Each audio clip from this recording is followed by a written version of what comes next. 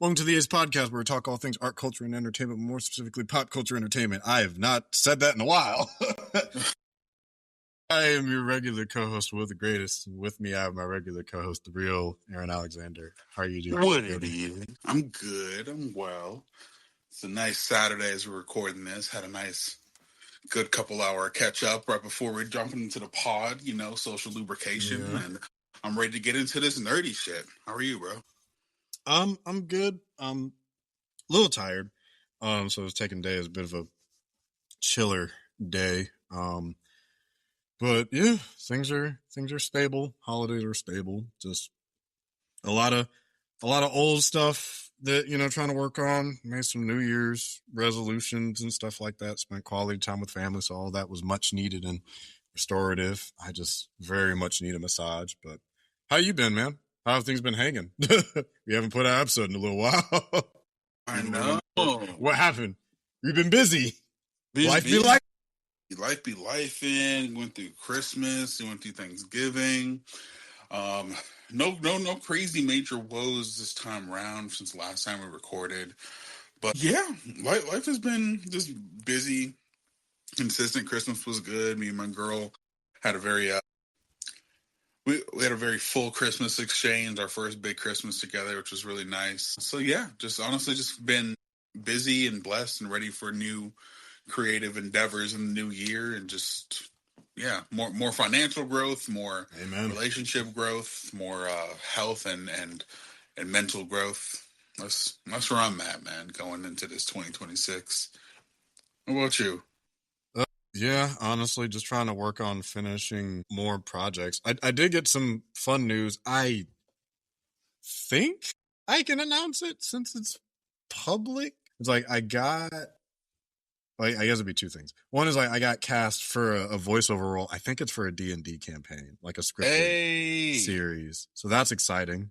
That's amazing, bro. Yeah, using the mic that I'm recording with now that my incredible fiance got me.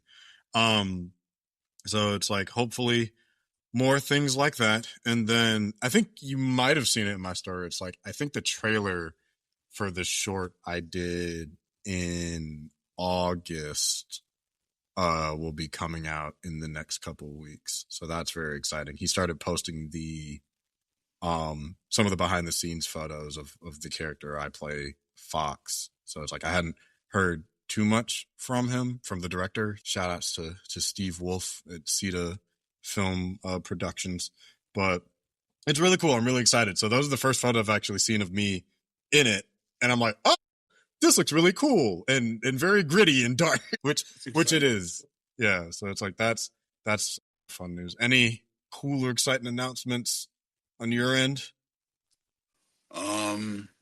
I might have said this last time. I'm in a video game that's supposed to come out this year. Say it again. Let these motherfuckers know. I'm in a video game. I'm one of the leads in a video game called Crystal Rail that's supposed to drop this year. I also have a play/movie. No, this version's a play. Called Silhouettes of Scarlet. Another the fourth iteration of the show. It's going to be happening in April, so I'm looking forward to that. Nice. And yeah, just real reject stuff has been going well. Still designing shirts, still doing reactions. Yeah, man, that's the big stuff as of right now. Cool. Congrats on the VO gig for the campaign, and I definitely want to see more of the short you were talking about. That seems like it'd be dope. Yeah. If I can get to see it. I'm definitely gonna share when the trailer drops. I'll do some filler lines, I think, in September or something, which was neat. But it's all good. So I'm excited to see how it goes. Only because I've read the feature version of the script. So I know like the full plot, and he's doing a nightmare sequence as the short. So hopefully that leads to some further stuff so he can do the full production, because it's a very interesting and unfortunately very relevant piece. Like when I first read it and he wrote it, it was like, oh yeah, this has a lot of real interesting themes. And then just as time has gone on, I'm like, unfortunately, this is just really relevant to today. So, yeah, shit's crazy politically.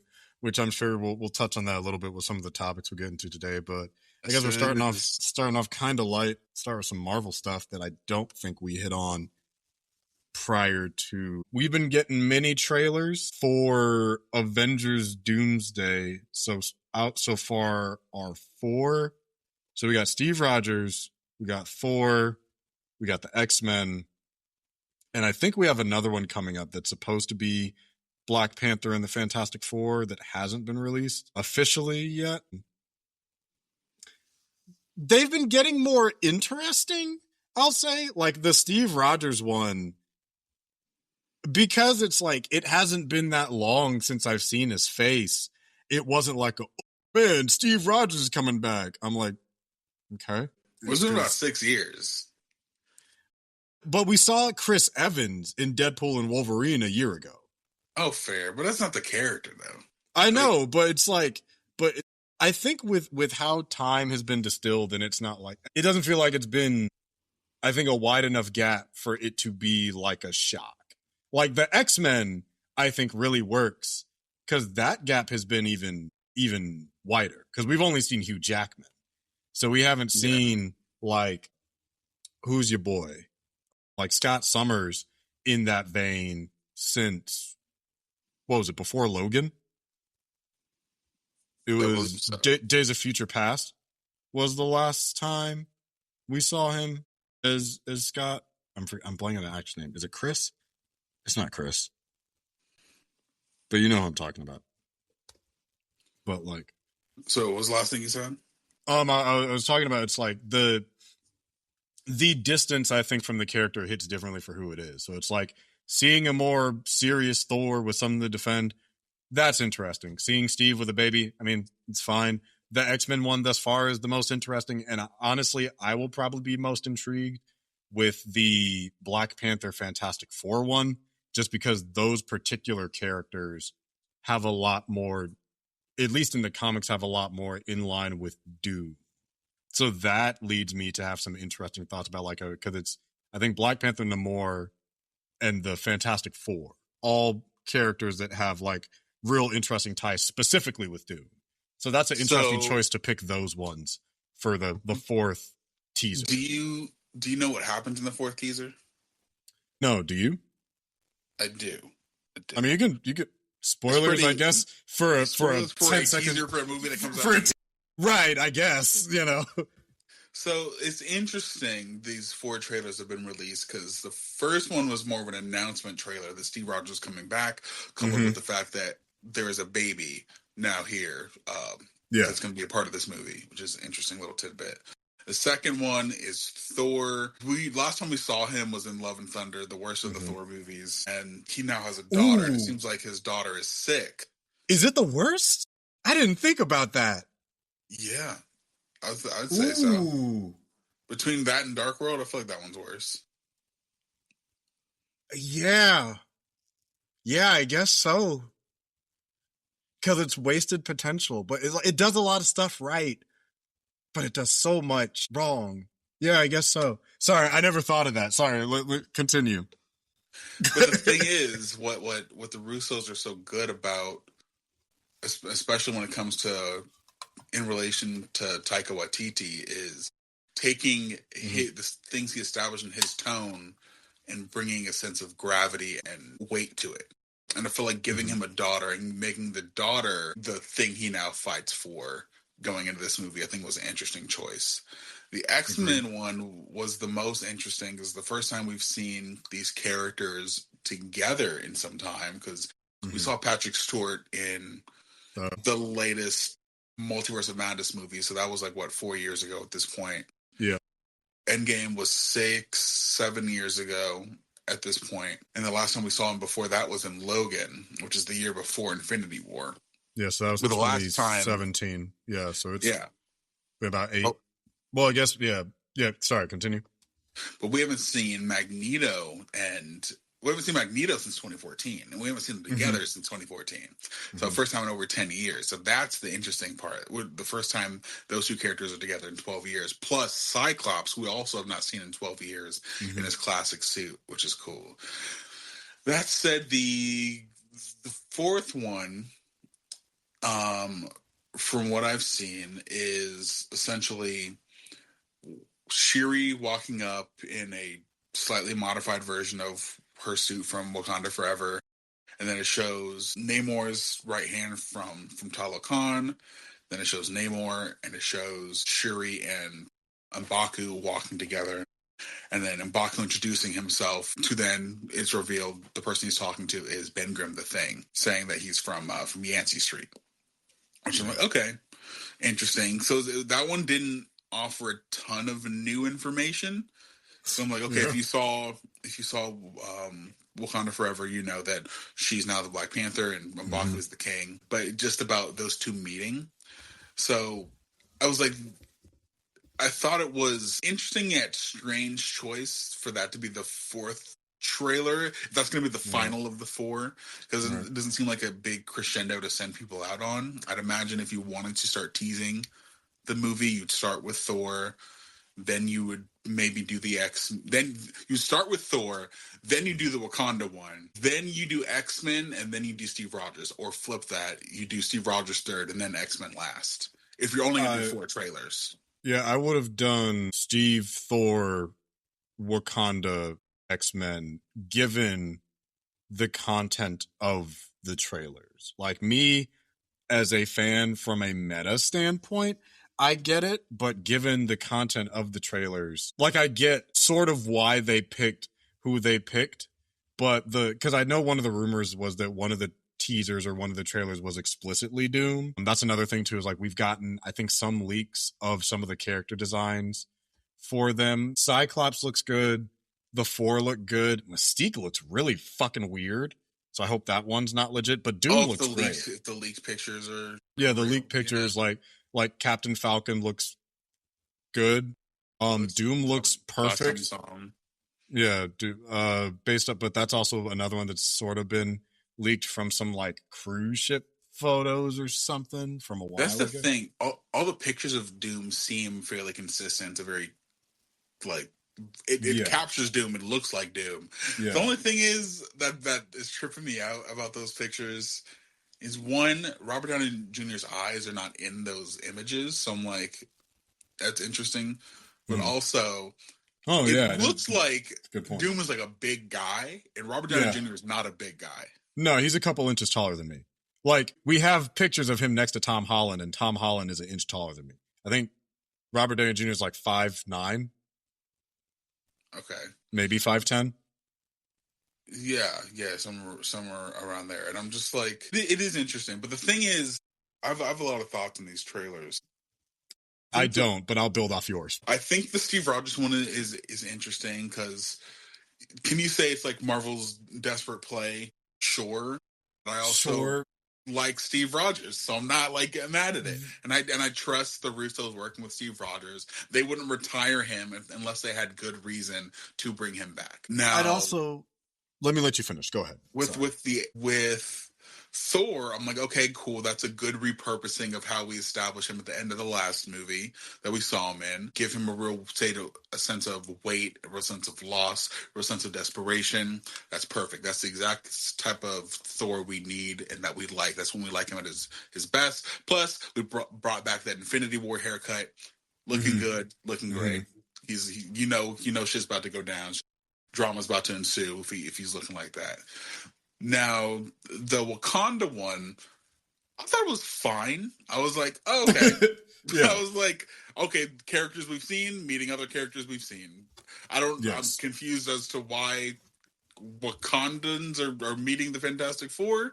How do they get here in the first place? Because I don't know if you knew this. Kevin Feige made a comment around the time Fantastic Four came out, saying that ship kind of looks a lot like Excelsior, but doesn't mean it's necessarily the same ship we saw in the Fantastic Four movie. Implying that that's not necessarily the Fantastic Four from the movie that we're seeing coming into our universe.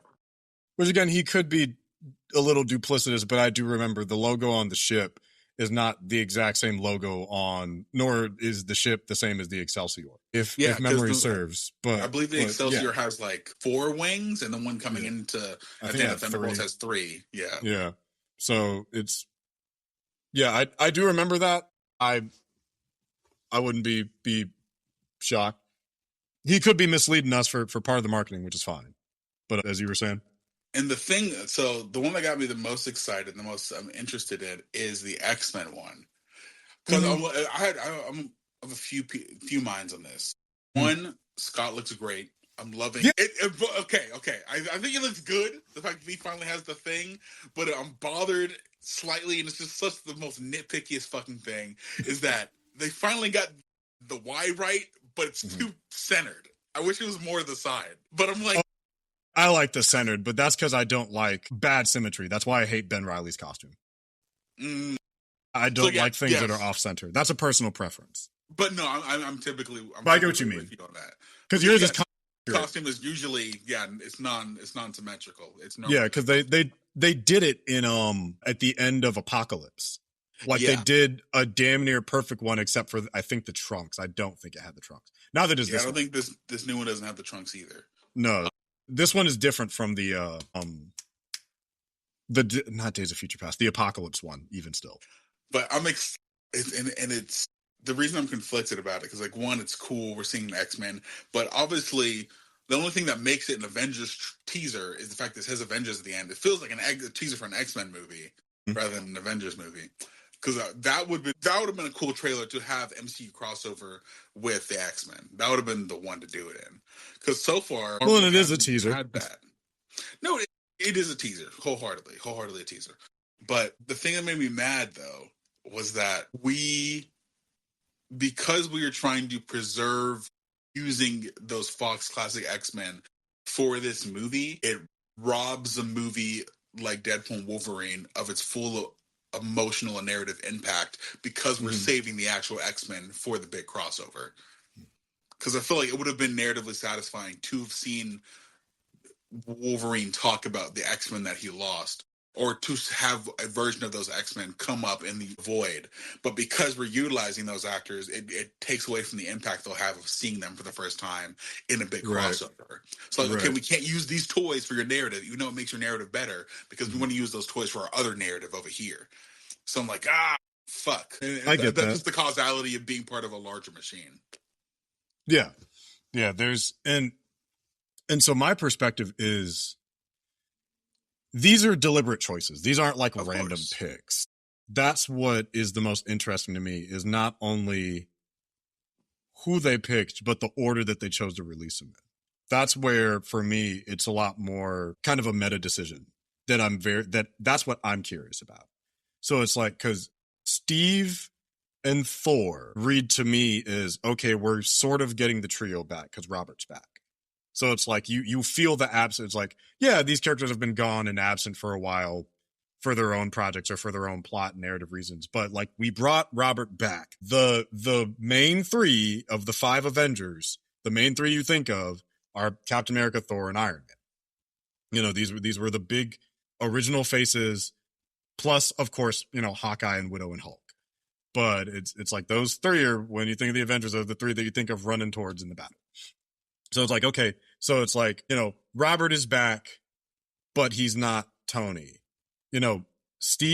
Chris Evans is back, and he's Steve. Is it the Steve out of time? Like, what's up with this Steve? Because the last time we saw Steve, he was Joe Biden. And then like Thor is back, but he has different motivations. So there's like there are changes as to why these actors are back from a meta standpoint. And then it's like, okay, big grab, we've been teasing mutants in X-Men till they're fucking 90 in the literal case for Ian McKellen. So it's like, okay, X-Men are back, but you only get 3. We'll show you 3. We'll show you, you haven't seen Magneto in a while, but you saw him in X-Men 97. You haven't seen Xavier since we killed him in Multiverse of Madness. So which Xavier is this? And then, of course, like, people like Cyclops again. Cyclops got done dirty. Feige knows this because he worked on X-Men 2000 as like a PA. So it's like, here's Cyclops. So that works well as a teaser. That last one I'm like, this is a very explicit, deliberate choice. Because the closest thing we've had to anything that talks about Wakanda Forever is Ironheart. Which, great show, did great. And no one's really talked about it since then, and we might touch on that lightly with the Wonder Man stuff. But like, that's the only thing that's even remotely referenced it. We haven't talked about the Talokans. So the only thing I can think of is, again, from that meta standpoint, is Doom War, where Latveria tried to invade Wakanda. Latveria, which was mentioned by name in First Steps. So it's like, okay, so Doom is obviously a Fantastic Four villain, so that makes sense why they would be in some sort of teaser. Like the Fantastic Four. Black Panther showed up in a Fantastic Four comic, just like Doom did. So they're both offshoots. So it's like the one thing that's missing from that trifecta is Doom. So those three worlds are related. But all of this is assumption and meta context. This isn't the text because we only get like 20 seconds in each one. So that's the only way I can read it. And that's the only reason I think that one is last, is like the first two are you feel the absence of Robert. The third one is you feel the absence of the Avengers. And the fourth one is you feel the absence of Doom. Every one of them is missing something that like fills out that image that is Doomsday as a product. It's like, oh, where's such and such in all of this? What does such and such have to say? So that's what it reads to me, is like each of these, something is missing and Doom is at the heart of it. So it's like, oh, the X-Men, Summers is firing his optic blast into the void and Charles is speaking in vague platitudes. Why is the world on fire? We're missing the why. Steve Rogers is back, but he's not old. Why is Steve back? Thor is getting back into the fight because he has a kid. Why is Thor here? Then it's like, oh, the Wakandans and the Talokans are in communication again. And the Fantastic Four is talking to our universe's Black Panther. How did they get here? So it's a lot of questions that they produce, which is good marketing. But it's a deliberate choice. It still is weird if I look at it from like a general audience perspective. Yeah. They're all still weird, where it's like, woo, Steve, but we have a new Captain America that we gave a mediocre movie and bad marketing to. It's like, woo, Thor, and his last movie was mid, but don't worry. Well, it's like, oh, Steve is back, we'll fix it this time. Thor is back, we'll fix it this time. The last X-Men movie was bad, or the last Mutant movie was like mixed. We'll fix it this time. Black Panther 2 is an overall pretty good movie, but Chadwick's gone. It feels like a lot of, don't worry, we know, we're doing something about it. Go see the movie to find out why. That, I think, is what these teasers tell me. It's like, come see the movie. You'll get what you want. You've wanted all this shit. You're saying we need to stop with the multiverse stuff and you need to fix this and adjust this. Here, damn. I'm excited and nervous at the same time. Because we have so many characters in this thing. What is it? 50 announced? Confirmed? Like that. Confirmed? For part Avengers, 1? We got Avengers. We got new Avengers. We got the Wakandans. We got the Fantastic Four. We got the X-Men. We got Loki. Yeah. And I think that's... Yeah, you're starting with like at least Thunderbolts. Fuck, yeah. Thunderbolts is New Avengers. Oh, yeah, you're right. Sorry, the Avengers with a Z. Sorry, you're right. That is what they're called. Yeah. So you got... Yeah. So I'm separating them because it's like, there's the new Avengers team. So, okay, there's, what's that? What's his fucking name? Falcon. Sam Wilson? There's Sam's Avengers. Then there's Contessa's Avengers, the Thunderbolts. Yeah. That's two teams. Different teams. The Four, the X-Men. 3 teams, 4 teams. And the Wakandans and Talokans I'm kind of lumping together. Yeah, 5 teams. So that's at least 5. And then Loki's in there somewhere. And then Loki, and then potentially, this has not been confirmed, you have all of the shit with the Marvels that we haven't addressed. Because I have to imagine Monica's in the movie, they just haven't announced it. Because what other X-Men would there be? I have to guess that that's the universe of that X-Men. Otherwise, I mean, what the fuck? Yeah, because Kelsey Grammer's in it, we know that. Yeah, and so is like Binary. Like you built this whole dope suit for Maria, but not Maria, to be Binary that I loved. The costume design in that movie is damn near perfect, except for Kamala's. But like, you also have your sort of young Avengers that haven't created a official team yet. Yeah. So that now brings it up to 8. Well, we don't know if the Young Avengers are going to be in it, but We yeah, don't. we have a That lot of motherfuckers in this movie already. And then yes. what We they have it, announced with all them chairs was a lot, and we just added Cap to this motherfucker. yeah, it is a minimum 5 teams. Like confirmed that we've seen from them. This is who is in it. Yeah. Now I'm trying to remember how many storylines / teams we had in fucking Infinity War. I think we had like 3, maybe. I was gonna say I think it was 3. Because you had the main Avengers, you had the built up new Avengers roster, which I mean, the post Endgame timeline for the MCU would have been, I think, so good if the world did not shake out the way it did. Because you could feel the heat of what that was supposed to be. Like your new Avengers were going to be Black Panther, Captain Marvel, Doctor Strange, and Spider-Man. And it's like plus it's like Vision and Sam. There's your 6. You know, it's like and Spider-Man would have been a floating member, and that was gonna lead us in the path forward. It was gonna be Jonathan Majors, Kang, and they would have found a way to make it work. I honestly think that. Oh, and Ant-Man, of course. So Ant-Man and Spider-Man probably would have swapped in and out. So as you know, your random one, your tank. So it's like that would have worked. I think they could, they would have found a way to like have Thor and close out Thor's story. People would have transitioned off the team. We would have had Spider-Man probably would have gone off and led the Young Avengers. Like we get closer to Doomsday, and I feel the wall get thicker of that parallel universe where everything went as it was supposed to. And it feels weird looking down this barrel now of at what from an uninformed point of view, because we're a year or less than a year out now, or 11 months out of what seems like almost pandering. I don't think it is. This is a very cynical face value take of it. It feels like pandering. I actually think they're trying to be very thoughtful about it.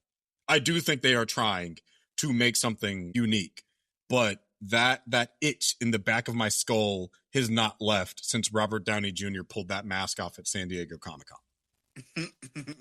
Like that, there's a couple moments in pop culture that are eternally like burned into my mind. It's like, Barack Obama's inauguration, the death of Michael Jackson, watching Endgame in theaters, watching Sinners in theaters. One of the weird ones is forever going to be internet crashing when he took that mask off. Like, I think I had 3 different conversations going at the same time in like a 3-hour phone call that happened while I was like I think I was at DreamCon. Yeah, there are things that you remember where you were when they happened, and that was definitely one of them. Where like my buddy Ty called me. He's like, so let's talk about it. And it was just the next 3 hours because we're like, what the fuck happens next? Yeah. That was and we really can't get a real sense of it until we see a trailer. Yeah. I think visually Doom looks cool. He looks like Doom, but what the fuck does that even mean for? And like the images that leaked looked very Doom-esque. Yeah.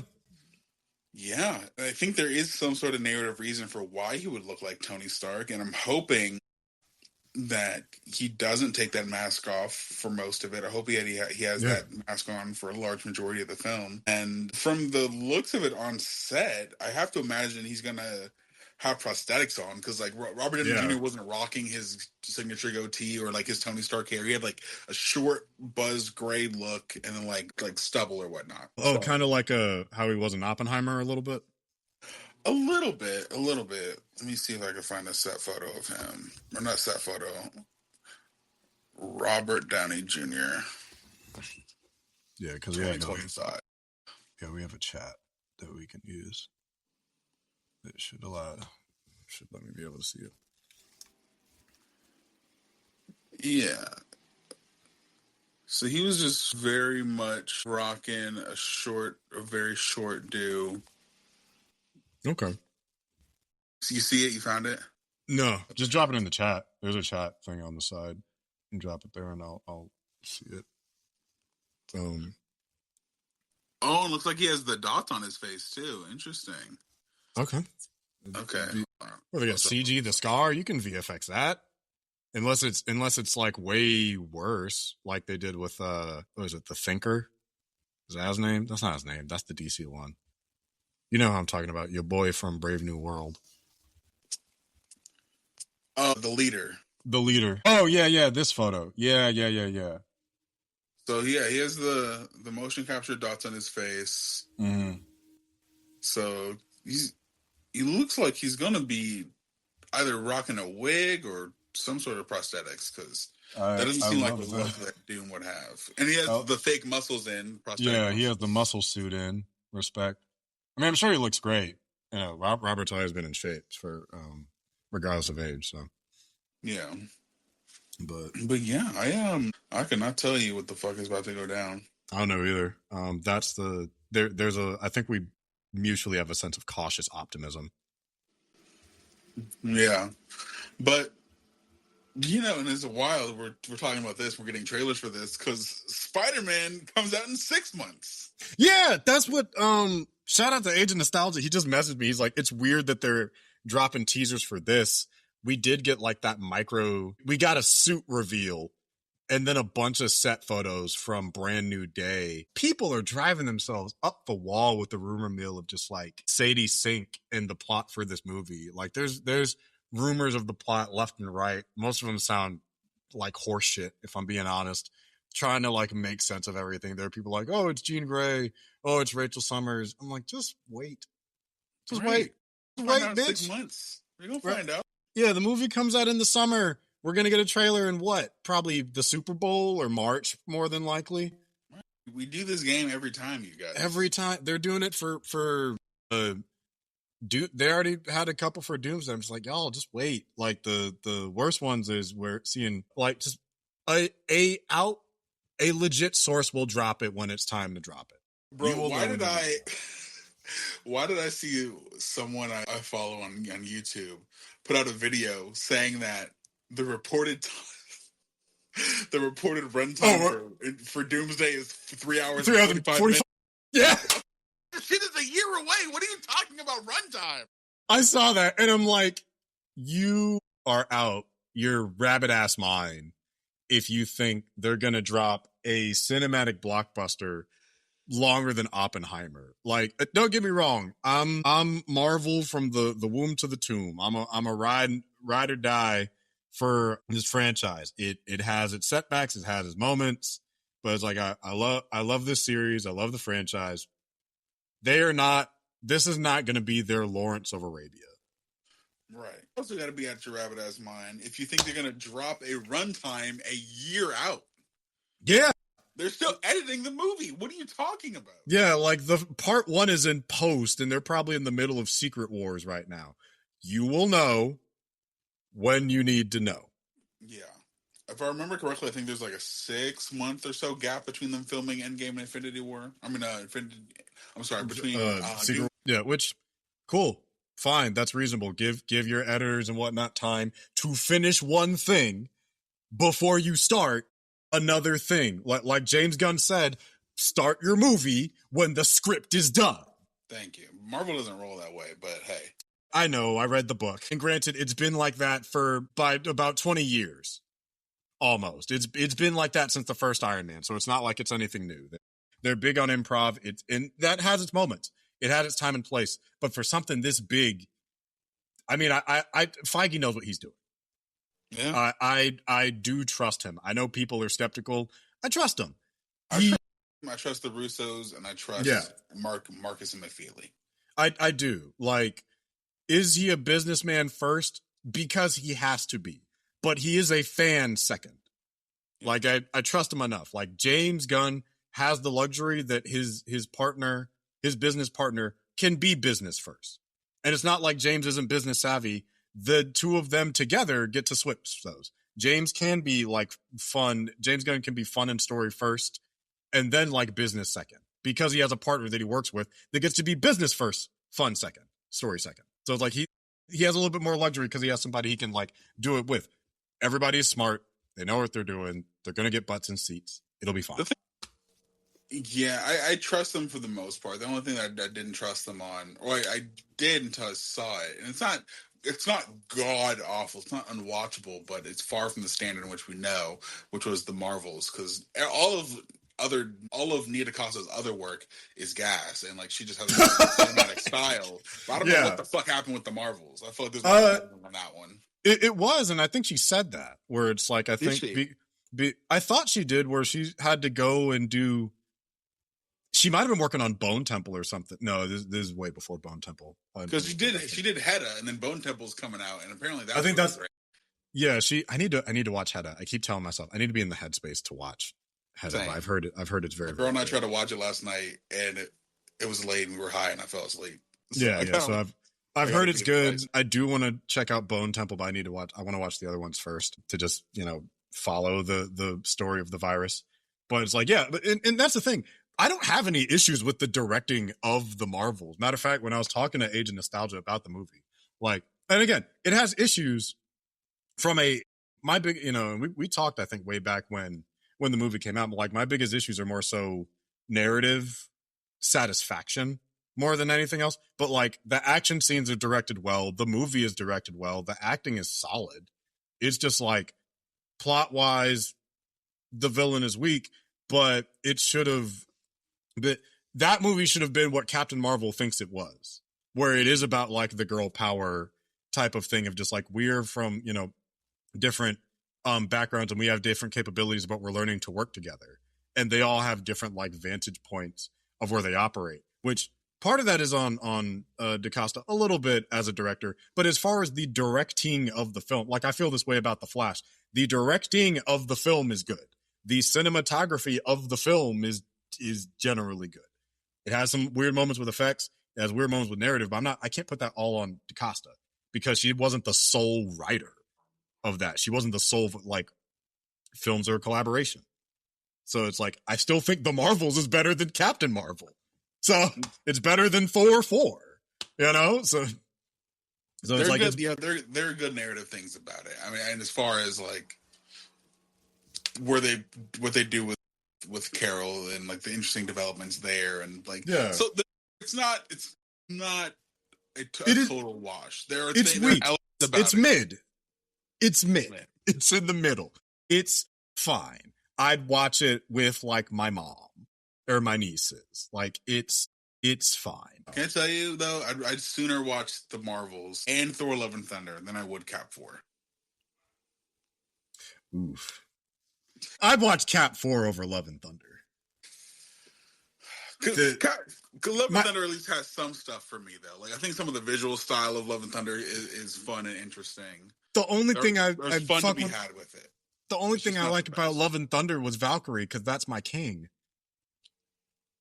Which that might lead us into our next topic, unless we have anything else we want to say about the teasers. No, we're good. Okay. So speaking of my great king Valkyrie, the mighty woman she is, zombies, I don't think we talked about.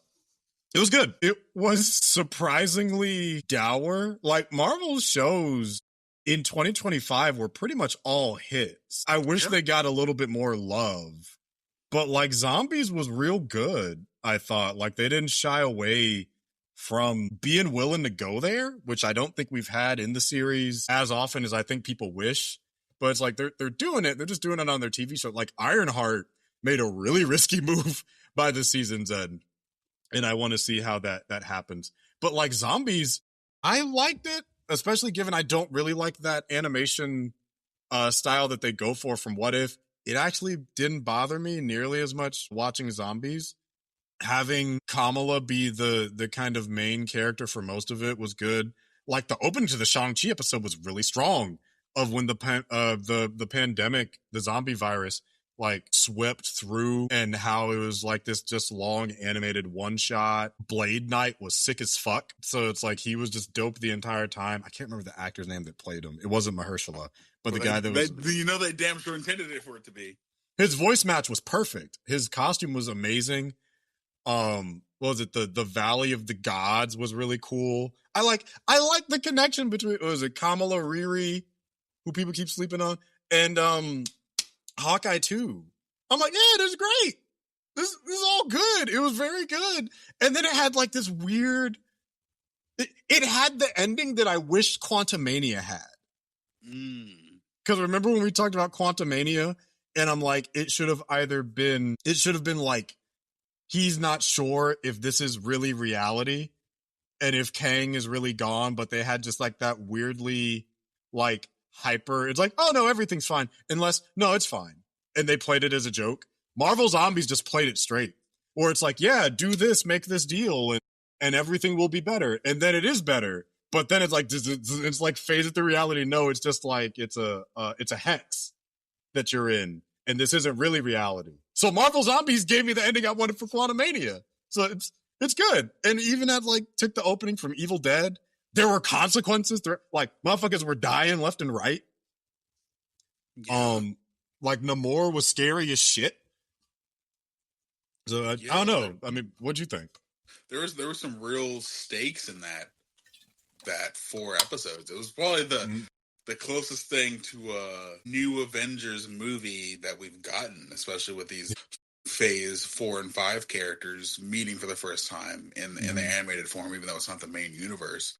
But I liked it. I liked that we started off with Riri and Hawkeye and Captain Marvel or Miss Marvel all meeting together, and they're all friends. We don't need to know the context. We just know that this is what's happened in this universe. And they took in a very mature direction. I liked these callbacks we were getting to the movies as well. It was definitely an experience that rewarded you for having invested in the MCU in this new phase, which I really appreciated. Because I'm still someone who watches. I've seen everything. I believe I've seen everything up to this point that the MCU has put out. Which, I haven't finished Echo. I did in preparation for Hawkeye and in preparation for Daredevil, and I keep telling myself some emotional context, but honestly, I don't think they're ever going to bring Echo back. I mean, I'm trying to support indigenous voices and because I'm sure it's like. It's good, but also it's like a nobody is the thing. It's a tough hand because you can turn nobody into somebody. They did it with Guardians. Yeah, exactly. But it's a tough ask if it's not anything short of excellent for anybody to care. But I think they did a great job of establishing these other characters that were considered nobodies, like someone like Shang-Chi, who nobody really cared about prior to a movie or prior to his movie, and then even further allowing you to envelop and invest in him in a show like Marvel Zombies. I think they did a great job of utilizing certain characters like Zemo and the Wrath and that set piece for and further showing the extent of the horror of being surrounded all by water, and zombies can be, especially like Atlantic zombies. Yeah. Zombies from Atlantis, whatever. Yeah, Talokan zombies. Talokan zombies, thank you. Jeez. Yeah, all of it was really entertaining, and I think it was very bold for them to end it the way that they did. I thought it was cool what they did with the Hulk and him being like this ultimate being of infinity energy. I thought that was super sick. And I think that what doing something with the properties we know without the risk or without the fear of them needing to promote longevity with these characters allows you to do something that creates a sense of stakes and real peril because you're not afraid to kill off your characters. So I think they did it really well. Hopefully we get a season 2. And I just really enjoyed it. I thought it was a solid horror watch and installment of the MCU. Yeah, I don't think I'd mind watching again. Same with like Werewolf by Night. I just need to actually go out and do it. But yeah, no, it was very strong. Like I hope it gets same with Eyes of Wakanda, who gets the appreciation it deserves because it's very, very good. I don't need to ever see this animation style again, but it worked for here. It was 4 episodes. It's like do something different. Like Eyes of Wakanda did. That one like stood out. Again, it's not my favorite, but it was different. Did we talk about Eyes of Wakanda? I think we did. I'm pretty sure we did. Which another strong anthology series. I wouldn't mind more of that. Yeah, it was cool. Both of them are really, really dope. I would want to see more animated stuff. Different style, but more animated stuff from the MCU. Yeah, exactly. So, well, I think we got 97 and Friendly Neighborhood season 2, both season 2s this year, I think, don't we? I believe so. Yeah, that's the thing. Yeah. So cool. You want to move on to DC? Let's do it. Okay. These you want to talk Peacemaker or Supergirl? Well, let's talk Peacemaker because it's older. Okay. Yeah. Peacemaker season 2 came out. It's kind of mixed, I guess. Yeah. It was one of those things where if you're a fan who's a person of color, especially black, I think most of us kind of picked it up kind of quick. Like, something weird about this place. Like the minute he went through, spoilers for season 2, I guess, that's been out for months. But it's like the minute he went through the portal and started walking outside, I'm like, something feels off in the air. Like, you always know because you often have to check. But it's like, was it supposed to be a surprise that Earth X or Nazi Earth was the one? And I'm not surprised that he's oblivious to it because he's a 40-something-year-old white man raised by a literal clan member, a literal white dragon. So I don't know. I mean, I think the biggest highlight was seeing how good the supporting cast was. But like, don't get me wrong, John Cena like definitely had some great acting moments, especially when he was like leaving the zone and like crying over his brother when he got shot. Like, he had some dope moments. I think the biggest setback is the pacing of the narrative.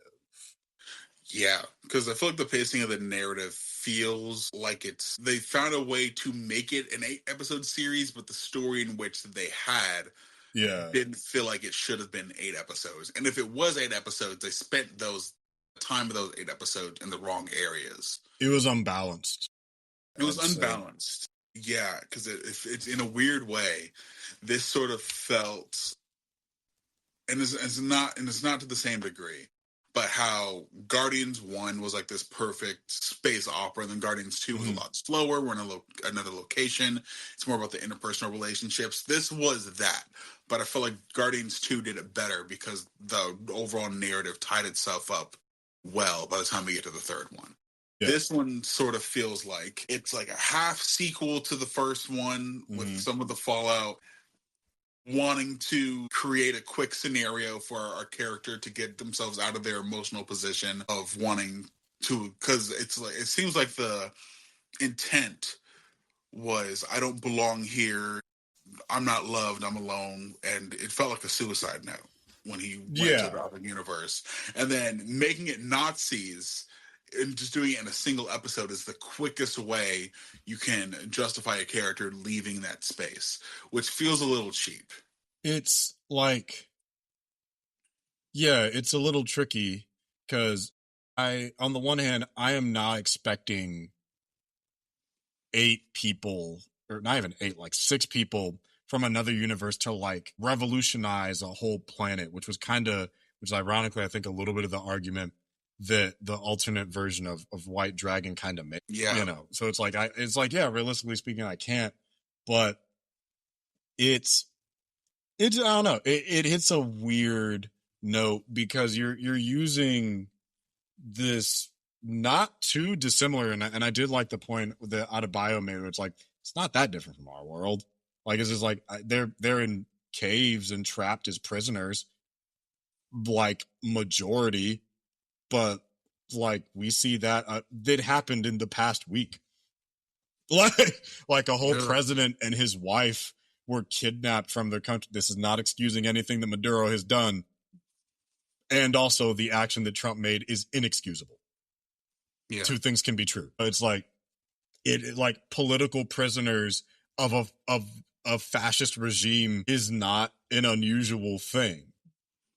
Because it happens literally on a regular basis, like ICE detains people. So it's like to to use that as these is something a very visceral, strong political environment as like the set dressing, a understandable set dressing, but the set dressing nonetheless for a character arc puts it in a weird spot where, and I guess this might come along later when we talk about Stranger Things, is like the timing of it, where it's like, yeah, you know, what's the most abhorrent thing you could think of that would make him want to leave? It's a world full of bigots and racists.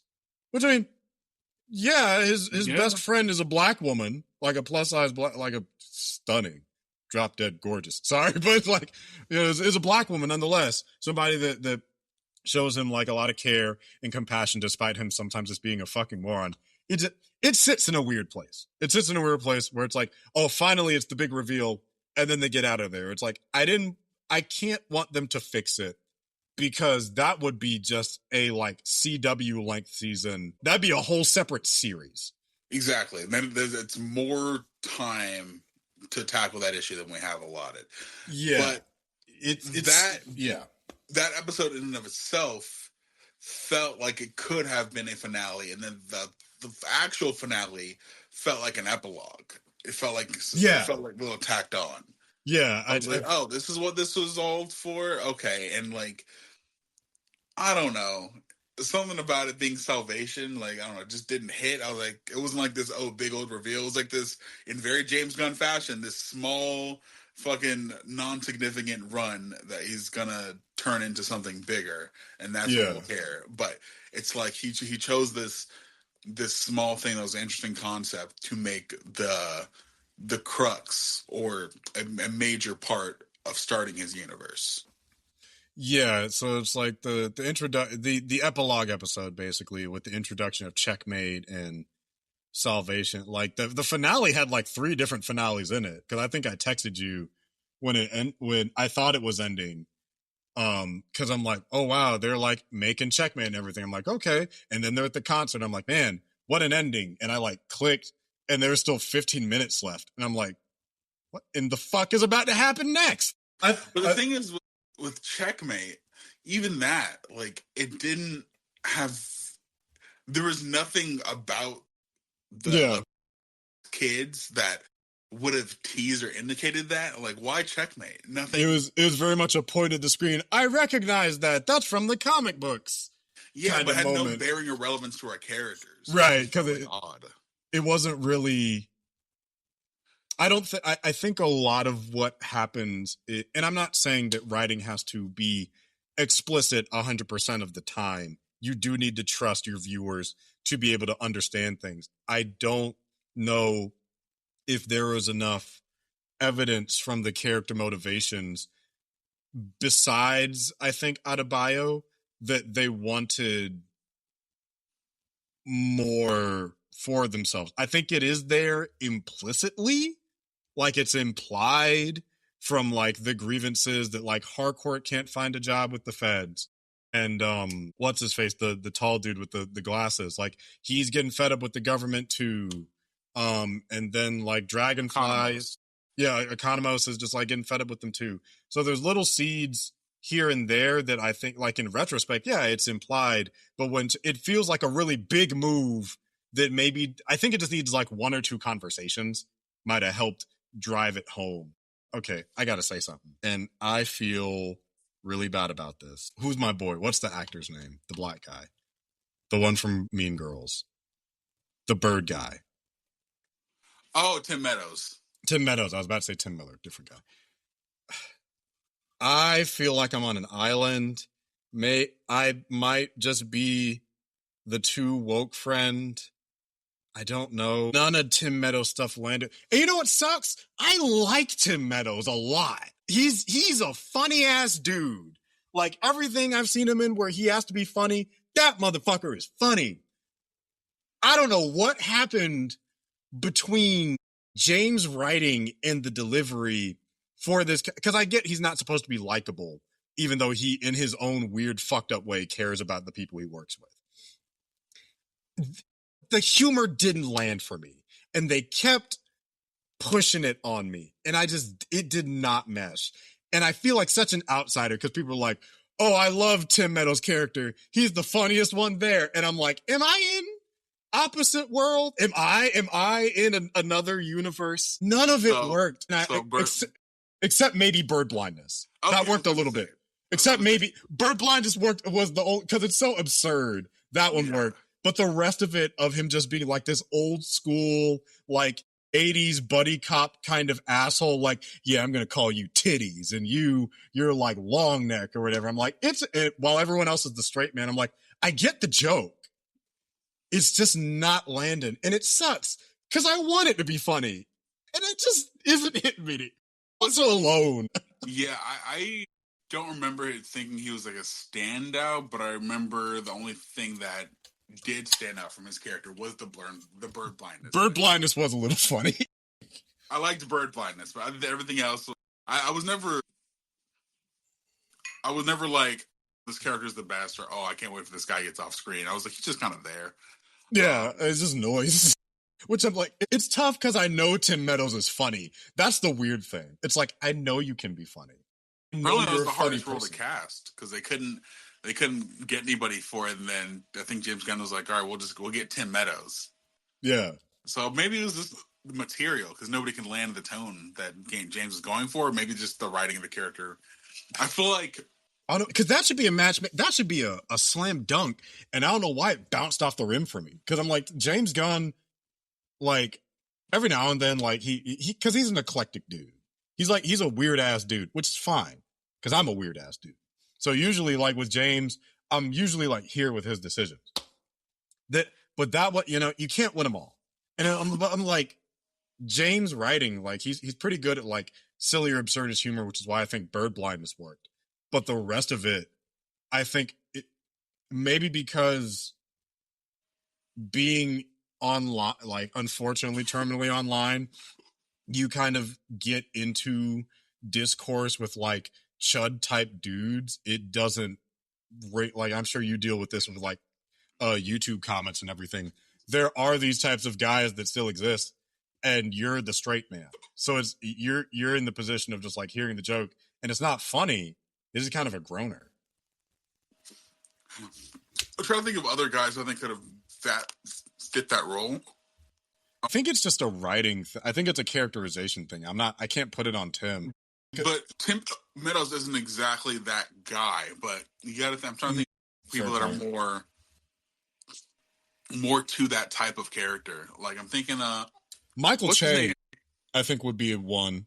Actually, I would believe. Who? Michael Che, who used to be on SNL, because he has a very like kind of sardonic affect to him. If you've ever listened to his stand-up. Okay, that's who comes to mind for me. I don't know, something about him. Like, I have a hard time. And maybe because I feel like the way the character was written, he had like the overconfidence to be able to just say things to people like a white guy would. So I feel like that character was originally written for a white man. Like just calling people titties, and then making certain references. Yeah, not that might be it. Roll away from a black man, but I feel like that character feels more white in its text. That I can see exactly what you're saying. Where there's a, and we might even touch on something like there's a cultural thing about writing that can happen where it's like, okay, go ahead. I think someone like a Barinholtz would have been a better fit for that role. Yeah, I Barinholtz would have been spot on. Barinholtz, and there's this other guy I'm thinking of. It's like fucking like Jimmy something. What the fuck is his name? Jimmy. Not Jimmy Smith. No, it's killing me. Hold on. What was he in? Jimmy and Christian. Hold on. What's his name? I think Jimmy Tatro. Hold on. What's he been in? I think he's an American Vandal. I remember hearing about that show. Jimmy Tatro. Yeah. I Yeah, think he was on a. Was he on Blue Mountain State? he might have been, but yeah, something like Ike Barinholtz or this guy. Oh no. He's from. I think he was on. He was on Blue Mountain State. I think I remember him from Vine. Yeah, he was a Vine star. Yeah, That's what it was. That's why I recognize him from. I remember him. Yeah. You need someone who's like more naturally broy to fit. Yeah, and it's not. I think I can get that vibe a little bit from Michael Che, but yeah, like you said, that kind of broy, crass, flagrant. Even people are gonna be mad at me, but I don't care. Like a Andrew Schultz type of vibe. Like he would have fit that. He's like, yeah, who's this over here is titties. It's like, yeah, it's like, yeah, I got fucking bird blindness, you know. Yeah, niggas got mad about that street. Oh no. We'll touch on it real quick before we get into the regular stuff. Was there anything else we want to talk about before Supergirl? No. I thought the finale was okay. Yeah, season 1 was better, but yeah, still excited for the DC. Sure. Yeah, I'll watch a Checkmate series or a season 3 wherever they go. Speaking of the rest of the DCU, we got a trailer for Supergirl, formerly Woman of Tomorrow. I mean, it looks good. It looks like it's pulling basically beat for beat from that comic. I think Tom King is actually one of the writers for the screenplay. I could be misremembering, but a couple things like, one, people think it's a James Gunn product because there is a person wearing an overcoat or a trench coat and listening to like old school music. And it's like, it is like the trench coat is from the comic. Look up the director for something before you talk about it. This is the same problem that happened when Him came out, because people don't know the difference between a director, a writer, and a producer, apparently, or a creative vision or something like that. But I mean, I think it looks good. Here's the funny thing. I like the costume on Supergirl a lot. I do not like it on Clark. This is the weird. It's so weird because I see her. I'm like, yeah, she looks great. It's not as good as Melissa Benoist, but it's very good. And then I look at David and I'm like, so what the fuck's wrong with you, buddy? Because maybe it's what's up with all the bullshit? Is it the undies? Is it the padding for his? I don't know. Maybe after they made Superman suit, they figured out how to get the material to fit on the body correctly. It's the torso. The waist down is fine. You know, like, I'm cool with the belt, underwear, you know, boots. Love it all. Looks good. That top up is the neck part? I don't like the collar. I don't like the kind of way the lines cut in like a vest almost. I don't like the Kingdom Come symbol remix. But Supergirl has that one too. I know, that's what makes it weird. Like, it works for I still don't care. Man, you're like, nah, that ain't it. Well, I mean, I don't care for it on Supergirl. I'm ambivalent to it on Supergirl. I still don't. I'm not a fan of it. I tolerate it on her, but the rest of her costume, I'm like, yeah, that looks great. She has that same collar thing that Clark has. Yeah, and I don't know why it works on her, but it doesn't work for me for David. That's what makes it weird. I think it's because I really want like a high budget traditional Superman suit, and it's like this close, especially because I've seen so much fan art of him in the traditional suit, and then we got him like, oh. So even when I left the theater, I'm like, I love this movie. Still don't like that suit. I don't like the Man of Steel suit either, to be fair. I hate that suit. I think that one's ugly as shit. People will die by that suit. Yeah, the Man of Steel suit's a little too, it's dark. It's too dark. And the colors are It's too dark. And it's too alien-y. Yeah, it's too, and again, it's like, this might be the purist in me. This might be the old school me. I just like a traditional. Because like, I think because we haven't had traditional in so long, but I'm gonna give credit where credit's due. Hecklin has it. Hecklin he has two of the most perfect screen suits I've ever seen. Melissa Benoist, perfect suit.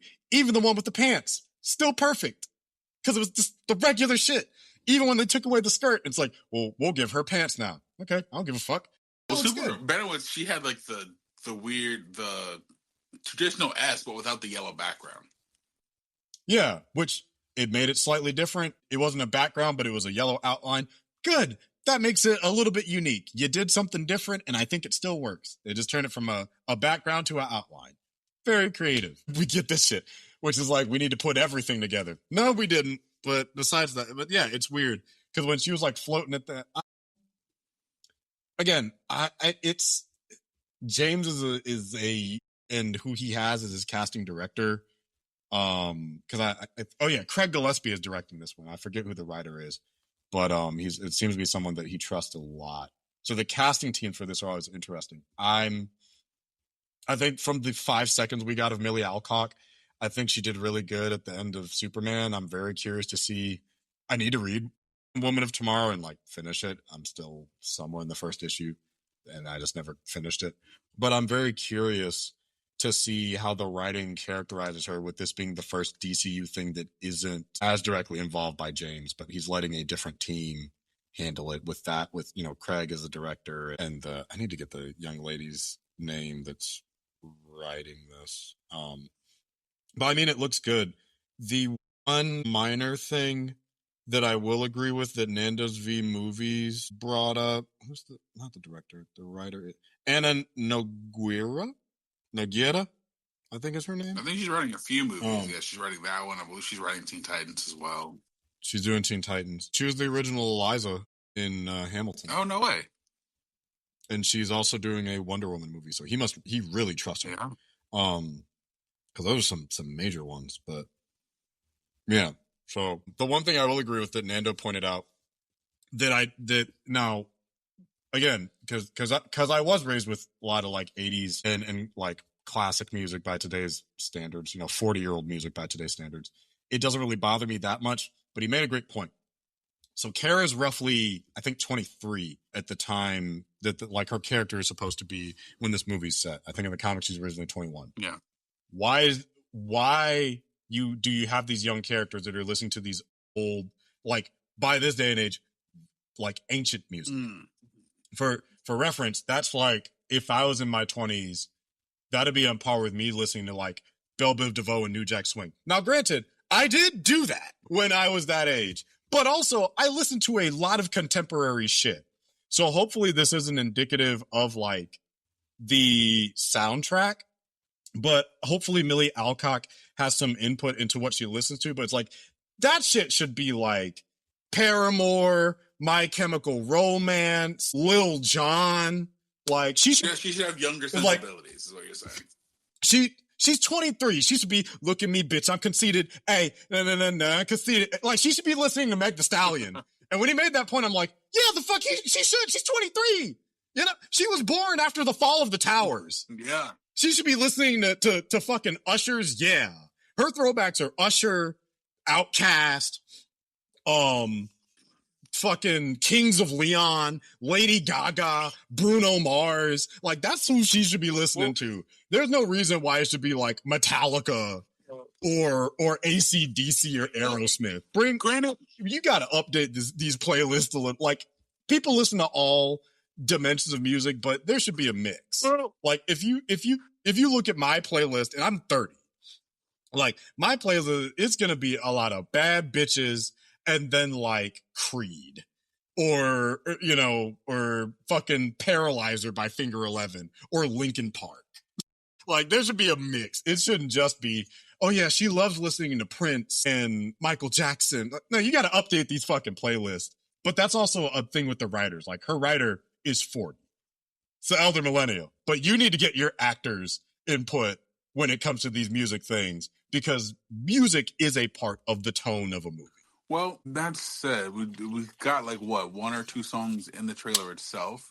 Trailers, supposed to capture the vibe of the movie, and there could be narrative reason, because it doesn't make sense why someone who's 23 has a Walkman, but maybe there's narrative reason for that. Maybe she was you run the risk of getting it a little too close to Star-Lord there, but maybe whoever she landed on Earth was into that stuff, and it's a way for her to feel closer to them. Granted, that is Star-Lord, but yeah, I don't know. I feel like it doesn't make sense on the surface, but maybe there'll be a narrative reason for it, rather than it just being something that's like quirky to help this iteration stand out. Hopefully it is that, but hopefully there's good reason for that as well. And that rant is like the most nitpicky of nitpicks, by the way. Oh, I know. But it was just when I heard that point, I'm like, yeah, that is a weird trend that is reflective more of like the writer's taste than anything else. Like I know in my own screenplay, one of the songs that I contextually use is "We Don't Have to Take Our Clothes Off," which is a song from like 1992. But in the context, they're talking about like celibacy. So it's like, you know, and then the question one of the characters has is like, what is this old ass song that you're singing that I've never heard before? Even though they're roughly the same, it's like, it's this old ass throwback track that you're singing. It's like, baby, you don't know who Jermaine Stewart is because they have an age gap. So it's like there's a context to it. So like you said, there could be a context to it. But yeah, it's like this is just an across the board marketing thing. What other movies have done like that? I mean, I think that Star Wars. Oh yeah, they did it with Thunderbolts. With was it Zombie? No, sorry, I'm thinking of that new show with Simu Liu. That doesn't make sense. But it's like a lot of movies will do the here is the old song, but like slowed down to be creepy, or like remixed for it. So it's like Jordan Peele did it with like I Got Five on It for Us, which is a 90s song. Did they do that? Which fair enough. Remix an old song. They didn't remix it. They just straight up used it because it was one of the songs that she was listening to on her Walkman. I think it is a trend that Supergirl is not starting. Supergirl is a thing that is noted amongst movies overall, where you can tell the generation demographic that like the writers and the BTS is from in making these trailers. Like if like it wasn't like when I saw bodies in the trailer, it wasn't like Megan Thee Stallion's body. It was probably some other shit. Or like some generic spooky music. So it's like I don't know how creative people are, or how much credit people are giving like songs basically past 2004, acting like good music stopped being made after 2004. It's like there's plenty of great music. It's like, but you know, it's like, and that should be, you know, that is a thing that can be engaging with the character. So it's like what I'm talking about here, Supergirl is more of a symptom of a much wider like media thing of a lot of screenwriters that are like, we do get movies with modern music sometimes. I mean, SpongeBob listens to Ice Spice. I mean, child, I guess. I guess, yeah. I guess that technically, sure, why not?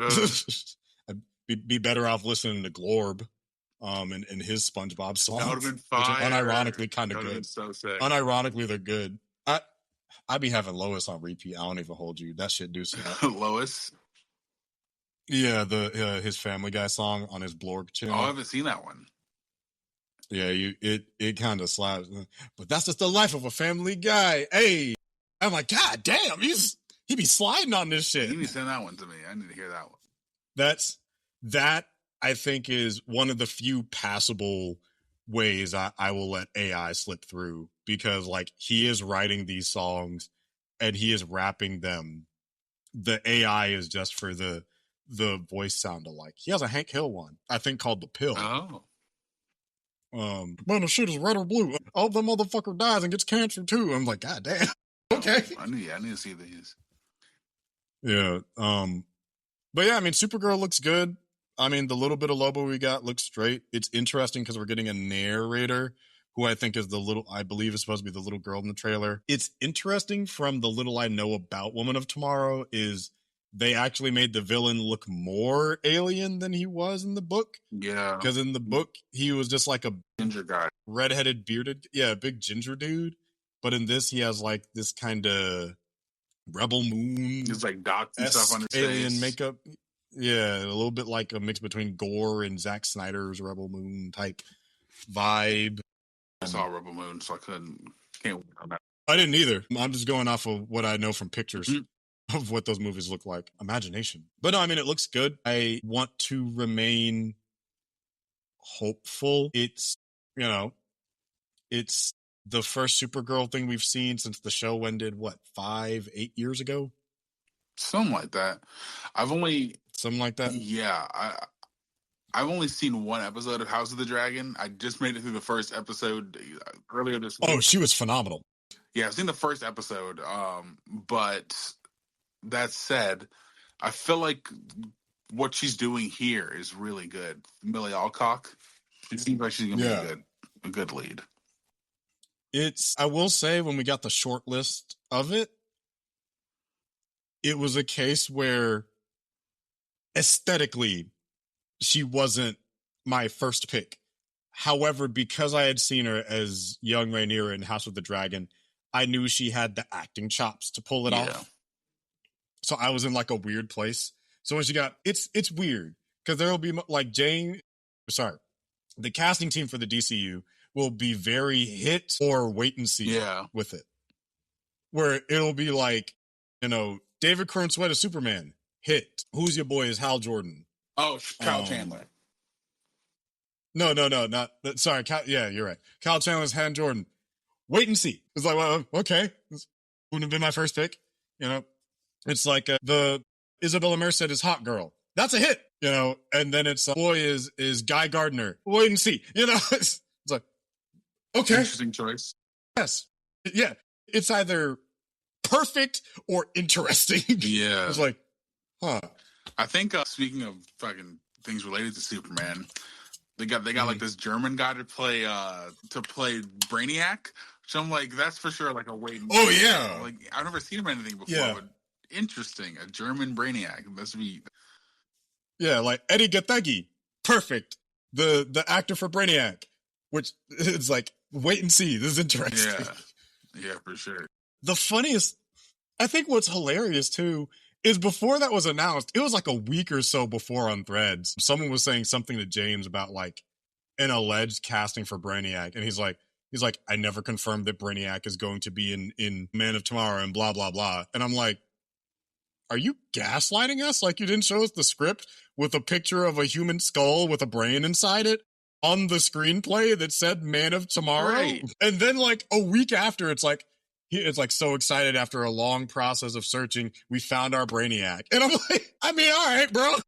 Like, I guess he's being very lawyerly and technical. He directly never said it was Brainiac. It was just heavily implied. That's true. Until he said it was Brainiac. I'm just like, it's like, I never confirmed he was in the movie. I mean, sure, you did everything but that. You put a brain on a piece of paper of a movie with Superman. It's like, yeah, sure, the casting thing was wrong, but like, I don't know, man. I don't know if you had to comment to that one. You could just let us be in the ether for another week till you cast it. But yeah, again, I don't know. It looks very good. I'm excited for it. Like, if my biggest complaint is a nitpick, I think we're in good hands. I think what's really going to be determined is, because Craig Gillespie has a pretty solid filmography, if I recall, but I haven't seen anything that Anna Nogueira has written before. And with her being trusted with like 3 other DCU movies, I guess she has like a real strong vision. Oh, that's right. Yeah, I like Craig. Craig did the Fright Night remake, which is one of my favorite remakes of all time. I've never seen Fright Night, and I've never seen I, Tonya. I haven't seen I, Tonya. I need to see it. I didn't see Cruella. I didn't see Dumb Money, but these are all names I'm familiar with that got solid reviews. Yeah. So it's like, I have seen one thing that he's directed, and some I love, and then the rest seem solid. So I'm willing to give him some leeway that, to look good. I mean, from the 2 minutes we got, it seems like it's well directed, and the action looks like it'll be interesting. I am curious what they're going to do with color. Superman is a very bright movie. This one seems a little unsaturated, so I hope that the actual film, but we were also in like bars and in dirty places, so it makes sense that the lighting is kind of low and the colors are a little less deep, versus if we're like outside, it did seem a little brighter. So I'm hoping that the color isn't that kind of more unsaturated thing that we've seen in a lot of other recent projects. Yeah, no, I'm hoping so as well. Maybe just like those areas we've seen. We did see a shot of her in space that looked like it'd be pretty cool. But yeah, and there's one shot of her back against the sun that looked like it'd be something a little brighter. So yeah, I think it's a 2-minute teaser, and we really just gotta wait and see. I'm excited to see more Lobo, and I have to imagine that David Corn Sweat has some sort of role, small role at the least. Probably. I imagine he's probably going to be with her before she goes off world. He might say either at the beginning or at the end. I don't, extended cameo, which is sensible. It's his cousin. Just probably wants to make sure she's safe. But yeah, anything else before I move on to, I guess, just briefly talking about Street Fighter? No, I'm feeling good about it. Okay. Yeah. So during the Game Awards, which got swept by Expedition 33. Although shout out to South of Midnight for getting, I think it was Best Cultural Impact. Shout outs to Black people. I'm rooting for everybody Black. We got, I think, our teaser and most of the character posters for Street Fighter. And that's another one where the casting is very, oh yeah, that's spot on. And some of it is, yes. I forget that most people aren't on the part of the internet where they keep up with like casting and whatnot, because people didn't know that Andrew Schultz was in the movie as, what was his name, Dan? I'm not a huge Street Fighter person. Yeah, I'm not major. I play like here and there, and I played Marvel vs. Capcom. I've never been like a major Street Fighter head like that. Yeah, Dan Hibiki, I think, is who got casted, who is notoriously, I believe, a Asian man. Okay. So it's like it's choice, but I guess he just had his baby when I looked up his name. But people got mad. People got mad of him casting Dan. It was the most mixed results. The one that everybody was in a tizzy about Dan. I'm like, no, we gotta talk about Chun-Li. I saw that she was in the gym, but it should have just been all squats. Yeah. It's like, but again, I gotta hold out. I know Hollywood has an allergy to thick women, both real and fictional. That's why Sinners was such a hit. You let a thick woman with talent actually do something. So, not saying that this young lady isn't talented. It's just, I need to see the movie, the final product. But the Chun-Li I'm accustomed to looks a little different. That's all. And that's no shade to her. Because her performance might be killer. She might have this shit on lock. She probably killed it. So I'm rooting for that she has. Would you have wanted them to have given her prosthetic thighs? I mean, BBLs exist, so yeah, go for it, dog. I don't give a fuck. Go for it. They gave 50 Cent that fuck ass haircut. Oh my god, it was atrocious. And they turned Jason, but it looks exactly like the character. And they made Jason Momoa a orange gremlin. Y'all couldn't slap some fake thighs on her. I don't blame 50 Cent for that fuck ass haircut. No, that's how I think I blame the Japanese creator for designing the black man that way. Yes, exactly. That's who should be blamed, is the Japanese. It's like at the end of the day, any blame for these characters looking as weird as they fucking do is on Capcom. This is on Capcom. These are your characters. So it's like, again, I'm looking at it now. This is real hit or miss. Like, Ryu looks good. Ken, we'll see. Looks all right. Yeah, we'll see. Chun-Li, I mean, close. She's got the right fit. Blanca, yeah. Guile, yeah. Akuma, we'll see. Balrog, I mean, he looks like him. And also, we'll see. M. Bison, again, I love David Dastmalchian. He deserves everything that he goes for in this world. We'll see. Zangief, yeah, he looks like a big bearded Russian guy. It's like Vega, yeah.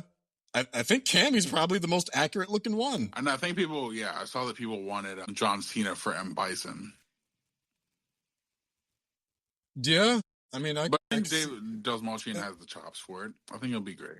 David has the talent. When I think of the little I know about M. Bison, I see a very imposing physical and vocal presence. But everybody loves fucking Raul Julia, and he's not the biggest guy in the world. He's not, but I think it is going to come down to talent, which is like David has an incredible range as an actor. So that's why it's a bit of a wait and see, because it's like I trust that he got casted to be able to pull it off. I think that it's, for me, more about the kind of aura, and can anybody embody that. Like, that's what Raul Julia, I think, pulled off. Seeing Raul Julia in like Adam's Family, where he's a doting husband, and then in Street Fighter, it's like, of course, it's like, for you, it's like, it was, a nightmare and this terrible thing and blah blah blah, but for me, it was only Tuesday. Like, he has that energy of just a malicious asshole that I think David can pull off. The character poster is not going to tell. Yeah, exactly. Like, again, Dan Hibiki, a skeevy asshole. That's correct on that point. Kind of like a cringy guy. But watching Andrew Schultz get his shit pushed in is a little bit funny to think about. That's probably going to happen. Yeah, it's probably satisfying, but I also get the inaccuracy where it's like, you cast everybody else kind of the right ethnicity, except maybe Akuma as well. Yeah, I think Eric Andre. Yeah, Eric Andre is in there. Dalcine was cast, right? So it's like, it seems like a weird misfire on like two of these. Like Akuma, that's a nigga in a Party City wig. It's like, because I don't know, you look a little weird. That's Roman Reigns in that one. It is Roman Reigns, yeah. Which I'm like, Roman Reigns as Akuma should work on paper. I think it's something with the wig they gave him. He looks off. Yeah. I know Akuma doesn't traditionally have a beard, but I'm not mad at the beard. I'm not mad at the beard. I'm fine with the beard. I think it's his hair. I think I have the same issue with Ken. Something about the ponytail is not doing Noah Centineo any favors. He's also like, again, a lot of this is going to be a wait and see. But from the snippets they showed of the action sequences, the fights look good. Like, the fights look legitimately well choreographed, and that's all I care about. That's why I'm watching the new Mortal Kombat 4, and that movie seems like cast weird too. And kudos to them for giving Guile the actual fucking eraser head haircut. Yeah. I'm like, y'all, look, they had the balls to give Guile and Balrog those fuck ass haircuts. I give them that. They gave Chun-Li her buns and her blue like tunic and her white boots and tights. They cast a Chinese person. Yeah. I want to give them a little bit of credit where credit is due. So it's like, all I care about is like, are the fights good? Is it fun? It looked fun. The fights look straight. The cast is clearly having fun with it. So I hope let's see. Oh, it has a Japanese director. Oh, really?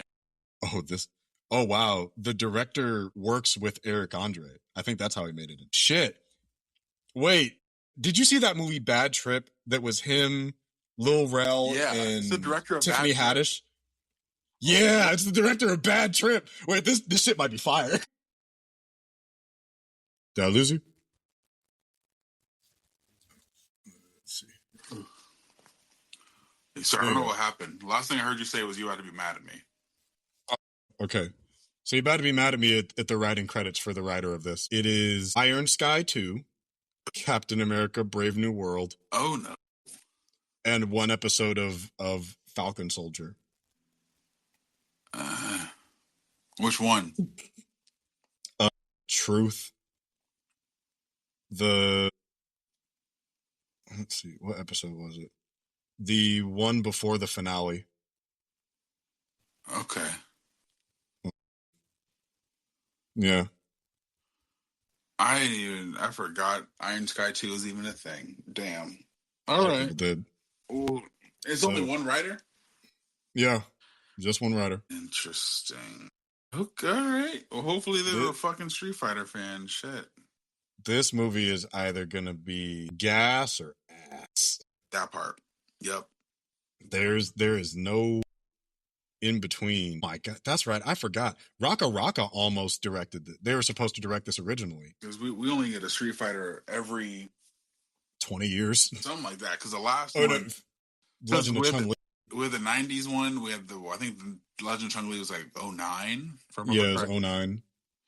And yeah, now 2026. Damn. Yeah, and there's like a YouTube series somewhere along that line that people say. Same with Mortal Kombat, people still talk about it. But yeah, we almost had Raka Raka in this. That would have been crazy.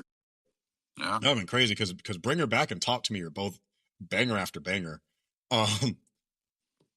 Yeah, I mean, oh, it's set in '93. Oh, they're really going all the way.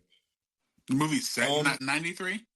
Set in 1993, estranged Street fighters Ryu and Ken Masters are thrown back into combat when the mysterious Chun-Li recruits them for the next World Warrior tournament, a brutal clash of fists, fate, and fury. But behind this battle royale lies a deadly conspiracy that forces them to face off against each other and the demons of their past, and if they don't, it's game over.